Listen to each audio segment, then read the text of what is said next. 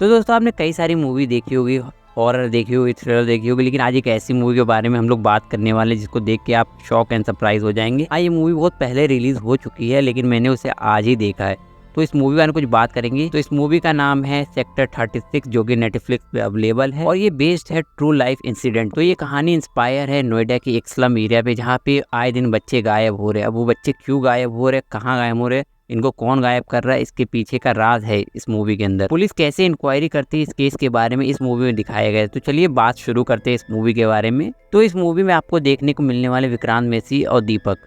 तो movie start होती है बच्चों के गायब होने से नोएडा के सेक्टर 36 से आसपास के एरिया से। अब वहाँ के लोग पुलिस में जाके कंप्लेन करते हैं लेकिन पुलिस इस पर कोई एक्शन नहीं लेती है। तो एक दिन ऐसा इंसिडेंट होता है जब अब क्या होता है कि बच्चे क्रिकेट खेल रहे होते हैं और उनकी बॉल गलती से नाले में चली जाती है। अब वहाँ से उनको एक हड्डी बरामद होती है जो कि एक इंसानी हड्डी होती है।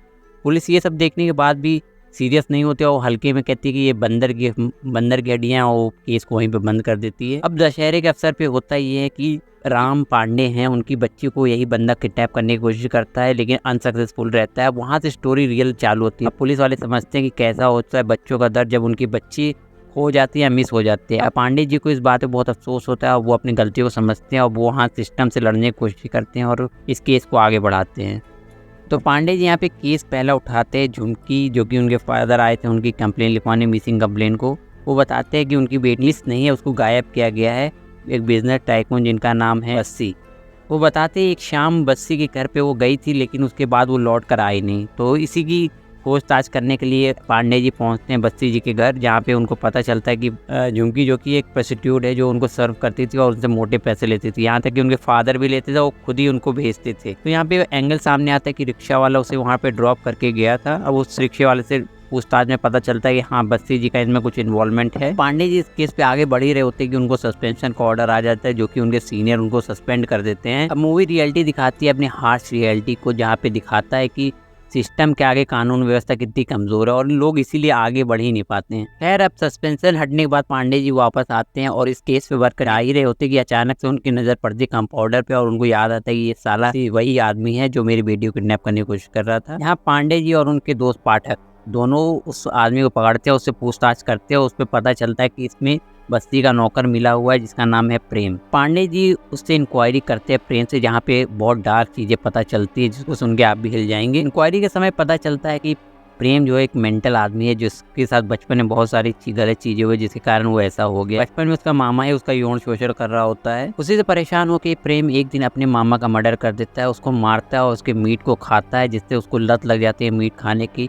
वो छोड़ने की कोशिश भी करता है लेकिन उससे वो छूटती नहीं, तो वो इसीलिए बच्चे को किडनैप करके उनके साथ यौन शोषण करता है, उनको मारता है और उनके ऑर्गन को बेचता है और काट के नालों में फेंक देता है। इंक्वायरी के दौरान पता चलता है कि झुमकी का मर्डर भी इसी ने किया, उसके साथ रेप किया है, उसके ऑर्गन को बेचा और लाश वाश गाड़ दिया उसने और नालों में फेंक दिया। झुमकी की बॉडी को रिकवर करने के बाद प्रेम और बस्ती को अरेस्ट कर लिया जाता है, जहाँ से ये मूवी थोड़ी आगे बढ़ती हुई दिखती है। वहीं पे हमें पता चलता है कि बस्सी जो है उसने पूरा एग्जाम डाल दिया है प्रेम के ऊपर। उसने कहा कि ये मेरे जाने के बाद वहाँ पे क्या करता है मुझे नहीं मालूम। पांडे जी ये बात उसको प्रेम को बताते हैं और उससे सच उगलवाने की कोशिश करते हैं लेकिन प्रेम जो है वो नहीं बोलता। लेकिन उसके बाद वो बताता है कि अब मेरे पास एक वीडियो है जिसमें बस्सी जी की सारी रिकॉर्डिंग पड़ी हुई है। अब पांडे जी उस वीडियो को लेने के लिए जा ही रहे होते हैं, वहाँ पहुँचते हैं उसके गाँव और पता चलता है कि उस वीडियो में कुछ ऐसा है जो देख के पांडे जी हिल जाते हैं। लेकिन वो वीडियो में क्या होता है हम लोग को दिखाया नहीं गया है इस मूवी में। कैसेट लेके के वापस आ ही रहते हैं पांडे जी, लेकिन रास्ते में उनका मर्डर हो जाता है। अब यहाँ पे हमें दिखाया गया कि सिस्टम के आगे कोई बोल ही नहीं सकता, कैसेट में क्या रहता है वो मूवी में खत्म हो जाता है। यहाँ पे हमें दिखाया जाता है कि मतलब बस्ती और वो प्रेम को बाइज्जत बली कर दिया जाता है कोर्ट के द्वारा, क्योंकि कोई